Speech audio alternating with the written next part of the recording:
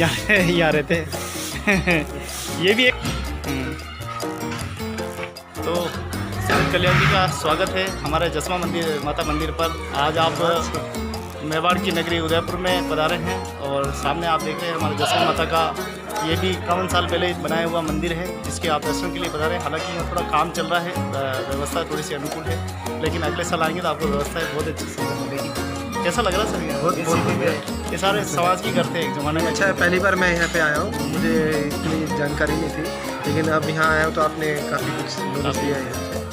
तो अभी धीरे धीरे हम देखेंगे तो क्या क्या है यहाँ पे। एक बार अपना इतिहास, अलग ही इतिहास है। तो वो अभी गोविंद जी के साथ हम देखेंगे कि भाई यहाँ का क्या इतिहास है, औरों का, खासकर हमारे समाज का।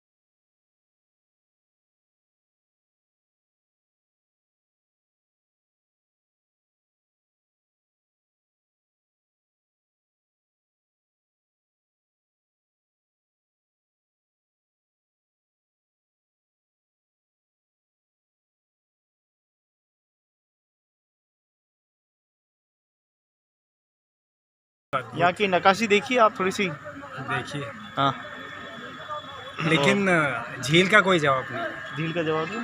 वाकई करा जी। अब छतरी बंद कर।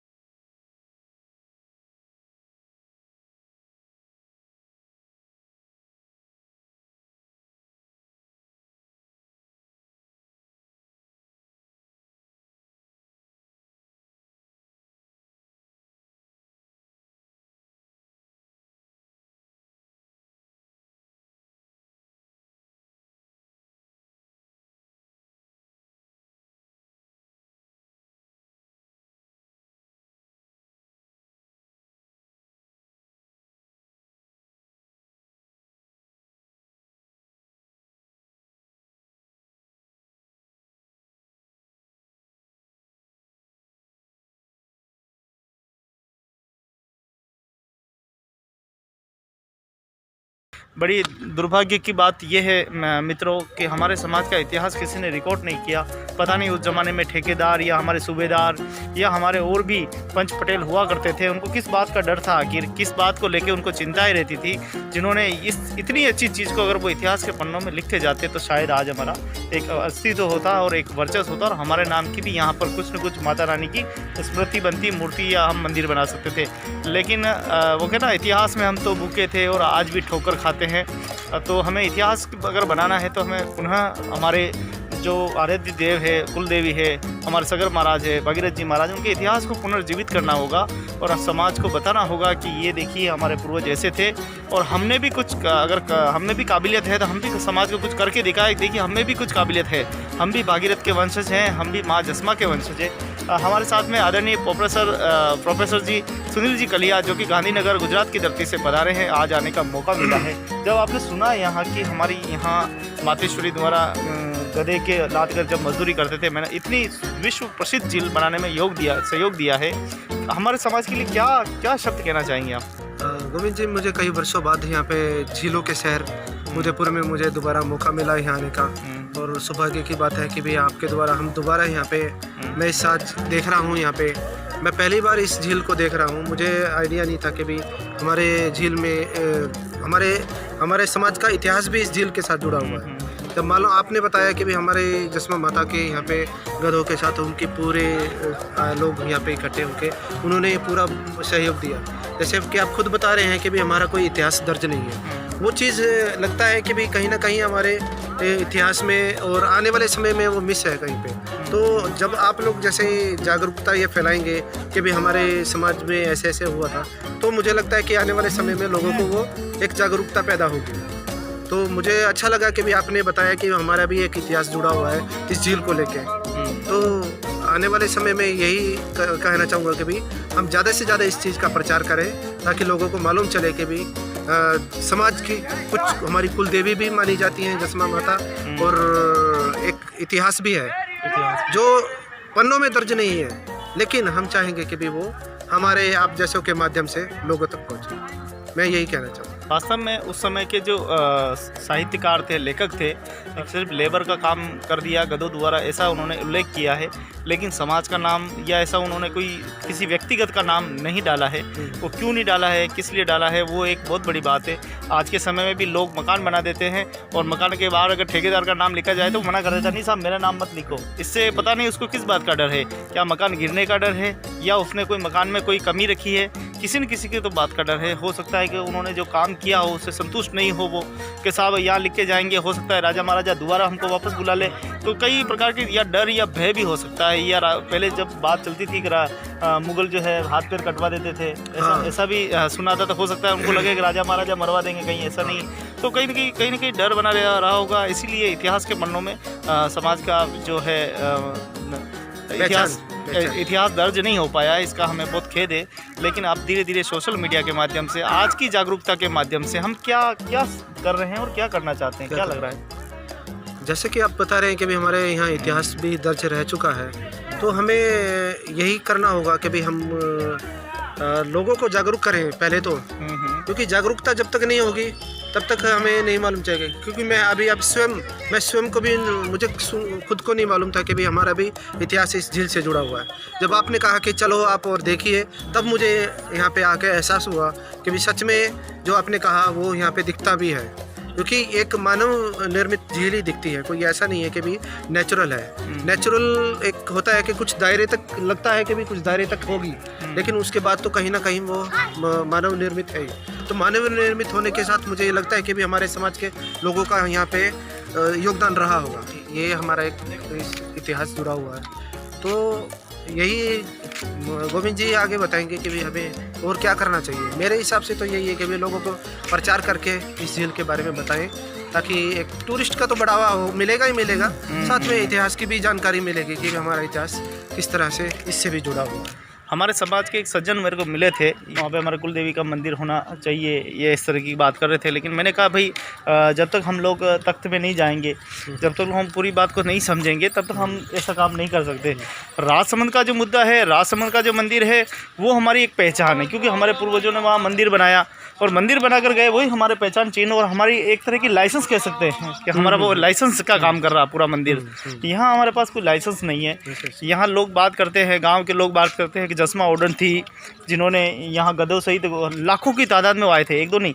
आप देखें इस पाल की लंबाई देखें, इसकी भराई करने में आपको लगता है कि इंसानों से काम नहीं हुआ होगा।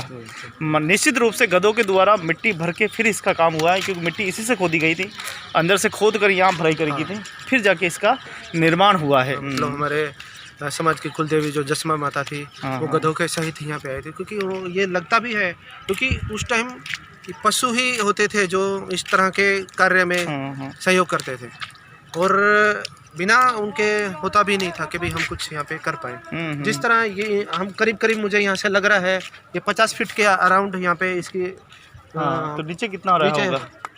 इतना का इतना नीचे भी होगा ना? हाँ, इससे भी ज़्यादा नीचे ही होगा, लेकिन अभी हम ऊपर का लेवल देखेंगे तो कम से कम 50 फीट तो मिलेगा ही मिलेगा।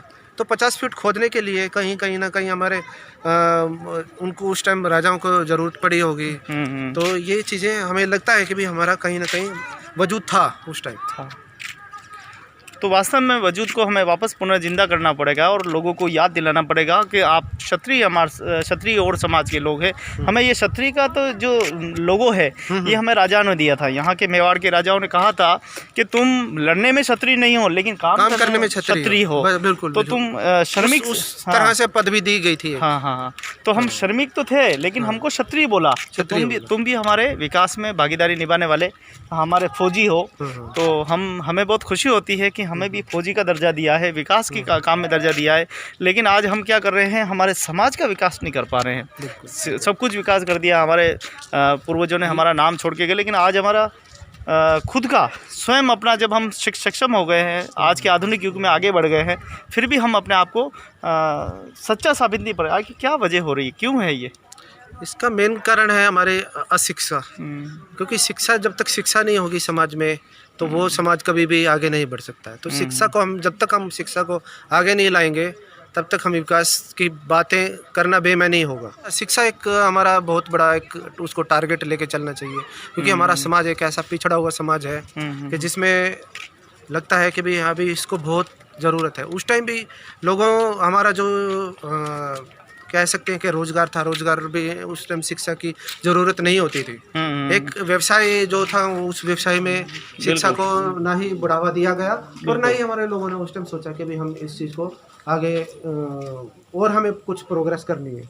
लेकिन वो पीढ़ी दर पीढ़ी वही चलता आया और आज के समय में भी आप देखेंगे, मैंने खुद यहाँ आके उदयपुर में देखा है, गोविंद जी ने बताया कि भी हमारे समाज के लोग अभी भी काफ़ी लोग हैं जो गधे रखते हैं और वो उसी व्यवसाय से जुड़े हुए हैं।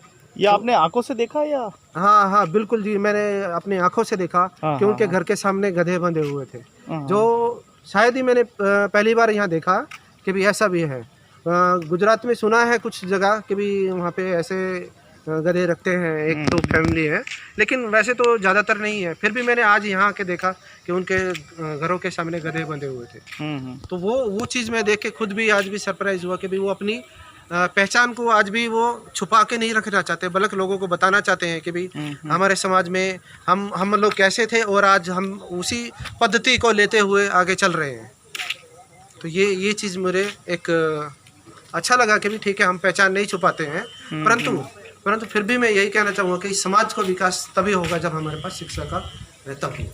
आजकल लोग आलोचना करते हैं, ऊंच नीच का भेद करते हैं, वो राजपूत है, वो ओड़े, क्या है ये, क्या लॉजिक क्या है, समझ में नहीं आ रहा है। ये मैं अपने पर्सनल विचारों से यही कह सकता हूँ कि भी सबने अपने अपने क्षेत्र में जाके और अपने आप को दिखाने के लिए कि भी मैं क्षत्रिय हूँ, मैं राजपूत हूँ, मैं ओड राजपूत हूँ, मैं बेलदार हूँ, सबने मैं वड्डार हूँ, तो सबने अपने अपने एक अलग अलग समुदाय बना लिए हैं। समुदायों से यही शो करना चाहते हैं कि भी मैं ही सबसे बड़ा हूँ, लेकिन बड़े होने से कुछ नहीं होगा। जब तक हमारे समाज में विकास नहीं होगा तो ये बड़ा होना कुछ महत्व नहीं है उस चीज़ का। विकास आखिर कहाँ अटका हुआ है, क्या लगता है आपको? विकास किस जगह, हमारे विचारों में अटका हुआ है या कहीं और है? यूनिटी मीन्स हमारे में एकता। जब तक एकता नहीं होगी तो विकास भी नहीं होगा। जैसे कि मैंने पहले कहा कि भी शिक्षा के बाद यूनिटी भी बहुत महत्व रखती है। एक यूनिटी हमारे में एकता रहेगी, हम जब एक मिल के रहेंगे, बोलते हैं ना जैसे हमारी एक मुट्ठी है, मुट्ठी अगर हमें उसको खोल देंगे तो हमारी उंगलियां कोई भी तोड़ सकता है उस चीज़ को। सही बात। अगर वही चीज़ हम बंद कर दें तो वो एक ताकत बन जाती है। सही बात। तो वो ताकत हमारी जब तक नहीं होगी तब तक हम उसका रिजल्ट नहीं मिलने वाला है। तो यूनिटी हमारे में ज़रूरी है। राजस्थान में हम देखें तो अधिकतम समाज का वर्चस्व भी मिलता है, समाज का नाम मिलता है, समाज के समर्पण भाव और उनकी श्रम शक्ति का एक अनूठा उदाहरण हमें देखने को मिलता है। यही नहीं है, अभी तो हम राजसमंद की बात करें या हम कुंभलगढ़ के महलों की बात करें या इन बड़े बड़े महलों पे आप जो देख रहे हैं, ऊपर जो महल है मैं दिखाना चाहूँगा आपको, ये रूठी रानी का महल है। आप मुझे बताइए कि वहाँ तक मटेरियल पहुँचाने के लिए क्या इंसान पहुँचा सकते हैं क्या? बिना मानव के संभव ही नहीं है, क्योंकि उस टाइम कोई मशीनें नहीं होती। आज के युग में जैसे मशीनें होती हैं, मशीनों के जरिए हम काम कर सकते हैं। लेकिन मशीनों को एक उदाहरण दिया जाए, अगर मशीन भी है, मशीन को चलाने के लिए भी तो इंसान की ज़रूरत है। लेकिन उस टाइम तो कोई ऐसा तो था नहीं कि भी मशीनें होती थी या किसी और तरह के उपकरण होते थे। परंतु उस टाइम क्या है, हमारे समाज के लोगों ने ही मैंने इस इतिहास में कुछ पढ़ा भी है, जैसे कि भी हमारे लोग एक मजदूर तबके के थे और उन्होंने ही हर तरह से कार्य किए हैं, चाहे वो मकान बनाने का हो, चाहे मिट्टी खोदने का हो। मिट्टी खोदने का आज भी चलता है, ऐसा नहीं है कि नहीं चलता, उस टाइम भी चलता था और आज भी चल रहा है। तो ये मकान बनाना और ये सब करना वो हमारे लोगों ने ही किया है। तो लेकिन कहीं पे इतिहास में ये दर्ज हो नहीं पाया और वो उस चीज़ की हमें आज भी एक महसूस होता है कि भाई काश अगर वो चीज़ें हमारी होती तो शायद हमारे कुछ ना कुछ सरकार भी उस बारे में सोचती और हम भी सोचते कि भाई हाँ चलो हमारे लोगों ने ये ऐसे ऐसे किया था। आज हम पहुँचे हैं यहाँ जयसमंद की झील पे, जो मानव निर्मित झील कही जाती है। हमारे विश्व में दूसरे नंबर ये मानव निर्मित मीठे पानी की झील है, जो और कहीं पे भी नहीं है। इस झील को बनाने में हमारे समाज का योगदान था, किसी भी रूप में हो, चाहे श्रम के रूप में हो, चाहे उनके समय के रूप में योगदान दिया हो। हम ये नहीं कहते कि उन्होंने सब काम किया होगा, उन्होंने यहाँ किसी न किसी प्रकार का लाखों में लोग यहाँ रुके थे। आज भी गांव के लोग यहाँ कथाएं गाते हैं कि जसमा ओडन का परिवार था और उनके कुछ ठेकेदार थे, कबीले थे, और जब इस गांव में आए थे तो ऐसा लग रहा था ये गांव नहीं शहर बन गया था। इतने गधे और इतनी आबादी थी समाज में, और शुरू से हमारे समाज में कबीलों के रूप में ही चलते थे। भले ही हमारा समाज आज भी भवनत्व रूप में जुड़ा हुआ है, भले ही परिवार देखें आप अलग नहीं छोड़ना चाहता, बच्चे को अलग नहीं छोड़ते, चाहे बच्चा निकम्मा भी होगा तो उसको साथ में लेके चलेंगे। तो मुझे ये लग रहा है कि हमारे समाज में रिलेशनशिप बहुत मजबूत रही है शुरू से ही। तो आज ये हम जो झील पर पहुँचे हैं, ये विश्व मानव निर्मित झील है और इसको हमारे पूर्वजों ने यहाँ पर लेबर का काम किया था। आप कैसा महसूस करते हैं? जैसे कि आपने बताया कि भाई हमारे ये समाज के लोग ही यहाँ पे थे, और जो हमारी कुलदेवी जो गुजरात में जाके सती हुई थी, उनका एक इतिहास रहा है। और अभी हाल ही में हमने एक समाज की एक मीटिंग की थी जिसमें केंद्रीय मंत्री जी जुड़े थे। उन्होंने पूरी रात भर, हमारे मीटिंग से पहले पूरी रात भर उन्होंने एक हमारे समाज की कुलदेवी की फिल्म देखी। फिल्म देखने के बाद वो पूरी कथा उन्होंने ऑनलाइन हमारे लोगों को सुनाई और वो इतिहास के बारे में इतने प्रभावित हुए कि शायद हमारे आधे लोगों को तो मालूम ही नहीं है कि भी कोई फिल्म भी थी और इतिहास भी था। तो जब एक केंद्रीय मंत्री होकर ऐसी बात हमें बता रहा है तो हमें चाहिए कि भी सब जगह वो जग जाहिर होनी चाहिए कि भाई लोग उससे जुड़े, लोगों को उसको पता लगे कि भाई हमारे कुलदेवी थी, वो क्या किस तरह से उन्होंने अपना सती क्यों हुई थी। ये एक इतिहास रहा है और वही इतिहास यहाँ से भी जुड़ा हुआ है, वो इतिहास हमारे यहाँ झील से भी जुड़ा हुआ है। तो जैसे कि अभी पता लगा कि भाई यहाँ पे जसमा माता का एक पूरा यहाँ पे गुट आया था, पता लगा कि भाई हमारे यहाँ जसमा माता की यहाँ पूरा एक ग्रुप आया, उन्होंने यहाँ के समाज जो झील के लिए काम किया और राजाओं महाराजाओं के लिए, क्योंकि राजाओं महाराजाओं के लिए कुछ ना कुछ लोगों की ज़रूरत होती थी। बिना श्रमिकों के वो कोई भी आज तक ना किला खड़ा कर सके और ना ही आने वाले समय में कोई भी नहीं कर पाएगा, क्योंकि आज भी हमारे समाज के लोग हैं जो श्रमिक काम करते हैं, घर बनाने का काम करते हैं। तो ये एक हम तो कहेंगे कि बहुत बड़ी उपलब्धि थी हमारे समाज के लोगों के लिए, एक हुनर था और वो हुनर दिखता है। और जब मैंने ये देखा कि वो हुनर दिख रहा है कि भी हमारे समाज के लोगों ने किया, तो एक अलग ही एक अनुभव हो रहा है मुझे उस चीज़ का। बहुत ही अच्छी बात है। हमारे समाज की वास्तव में बहुत ही इतिहास जुड़ा हुआ है, लेकिन दुर्भाग्य है हमारा ही रहा है, हमारे पूर्वजों का रहा है कि उन्होंने किसी की पन्नों में अपना इतिहास लगाना, दर्ज कराना उनको संभव नहीं समझा। अगर वो आज दर्ज करके जाते तो मुझे लगता है कि हम सरकार के सामने, राजा महाराजाओं के सामने हमारी एग्जाम्पल पेश करते। लेकिन कोई बात नहीं, जो गुजरा है उसका। लेकिन जो हमारे पूर्वजों ने हमारे लिए छोड़ के गए हैं, जैसे आज चारभुजा जी का मंदिर है, वो प्राचीन मंदिर है, और उस पर बिल्कुल राजा राज सिंह जी का हमारे पास ताम्रपत्र देके गए कि ये ओडो का मंदिर है और ये उस समय राज सिंह जी ने हमको दिया था। लेकिन यहाँ देखते हैं कि युवा बात करते हैं कि भाई हमारे जयसमंद झील पर मातेश्वरी का मंदिर होना चाहिए, कहाँ होना चाहिए, कैसा होना चाहिए। कुछ प्रतिस्पर्धा के कारण मैं ऊंचा, मैं नीचा, मैं ये कर दूंगा, मैं वो कर दूंगा। यहाँ बैठक भी करते हैं, बैठक करने के बाद को डिसाइड भी करते हैं, लेकिन वो कागजों वाली बात कागजों में ही रह जाती है। जब तक आपका सेनापति होशियार नहीं होगा, जब तक आपका सेनापति फौज को नहीं संभाल पाएगा और सक्षम नहीं होगा, तब तक आपकी फौज चलने वाली नहीं है। मुझे लगता है कि आपको प्रतिस्पर्धा छोड़ के सभी को एक मंच पे आना चाहिए। आप करिए काम, कोई दिक्कत वाली बात नहीं। आप ही बड़े रहेंगे, हम तो छोटे हो जाएंगे, कोई दिक्कत नहीं। हमारी पूरी टीम छोटी रहेगी, आप बड़े रहिए। लेकिन कुछ अगर मिल के काम करेंगे तो मुझे लग रहा है एकता से काम करेंगे तो एकता, अगर हमारे में एकता होगी तो हम कुछ ना कुछ ज़रूर हम बड़ा रिजल्ट ही ला के दिखा सकते हैं। तो मेवाड़ की इस धरती पर आदरणीय हमारे सुनील जी कलिया साहब, प्रोफेसर साहब का बहुत बहुत स्वागत, अभिनंदन है। और आप पधारते रहें इसी प्रकार।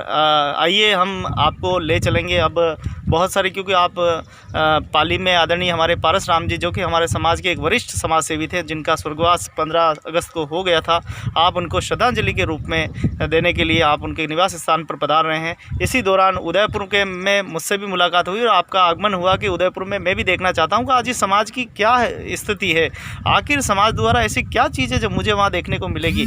तो मुझे लग रहा है कि आपको वास्तव में अच्छा लगा होगा। कैसा? बिल्कुल बिल्कुल बहुत अच्छा लगा।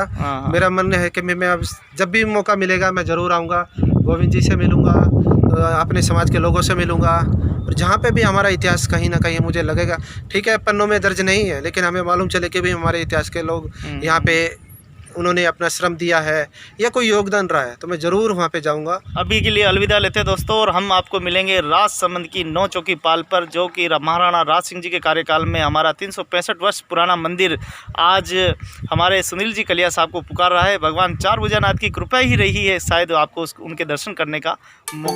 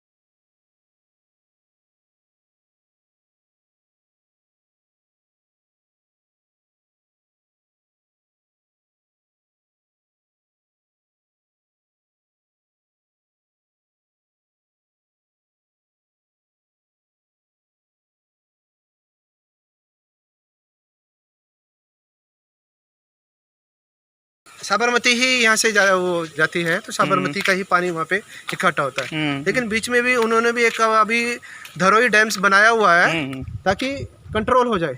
कंट्रोल बिल्कुल। करने के लिए इसको किया हुआ है अभी। तो ये तो प्रकृति है साहब, प्रकृति से कोई बैर नहीं ले सकता। पैर नहीं ले सकते। हाँ, तो ये था जयसमंद का नज़ारा, जहाँ हमारे बड़े भाई साहब आज ठेठ गुजरात से यहाँ आने का मौका मिला है। बहुत सौभाग्य की बात है कि उस प्राचीन धरोहर पर आप पधारे हैं, जहाँ कभी हमारे पूर्वजों ने पता नहीं कितने श्रम और कितनी मेहनत और कितने त्याग और कितने बलिदान, कितने लोग शहीद होंगे, कितने बच्चे भी शहीद होंगे, सही, बिल्कुल। कितने ही बच्चे शहीद होंगे, माताएं शहीद हो गई होगी, कितनी रोटी उन्होंने यहाँ बना के खाई होगी अपने हाथों से। तो ये बहुत सोचने वाली बात है। सोचने वाली बात है। मैं तो यही चाहता हूँ कि हमारे समाज में बुद्धिमान लोग आगे आए और हमारे समाज में विकास में अपना योगदान दें। आपने शिक्षा प्राप्त की है, आपने बहुत अच्छी ख्याति अर्ज की है, अपनी ख्याति का सही इस्तेमाल करें ताकि प्रभु को जब ऊपर जाए तो आप जवाब दे सके कि मैं अपने समाज के लिए ये व्यवस्था करके आया हूँ। ऐसा नहीं है कि जन्म लेने को तो पशु भी जन्म लेते हैं। आप देखें, पानी में रहने वाली मछलियाँ भी अपने जन्म लेती है और वो भी एक दिन चली जाती है। जैसे सरोवर में कमल का पत्ता भी रहता है, कमल पानी पीता है, पानी खाता है और पानी पे पूरी ज़िंदगी निकालता है और पानी में ही वो दम तोड़ देता है।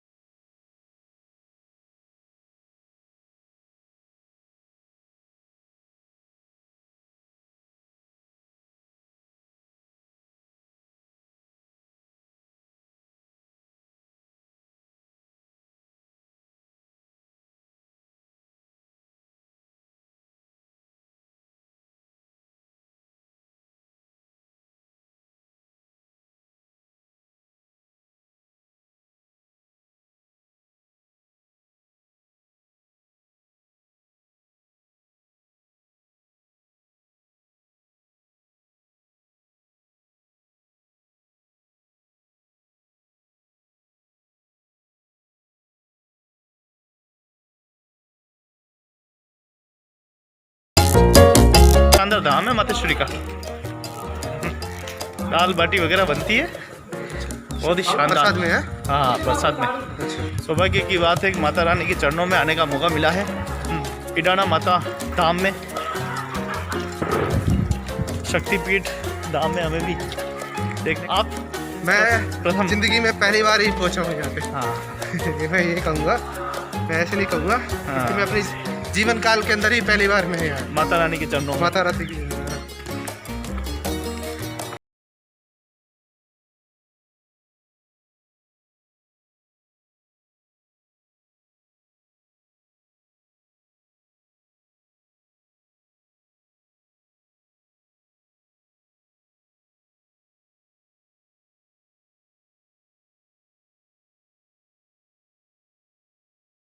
चल रहा है यहाँ पे भी, क्योंकि लगातार कोरोना महामारी चल रही है। और ऐसा नहीं है गुजरात, महाराष्ट्र, संपूर्ण भारत में देखा जा रही है, पूरे विश्व में देखी जा रही बीमारी को।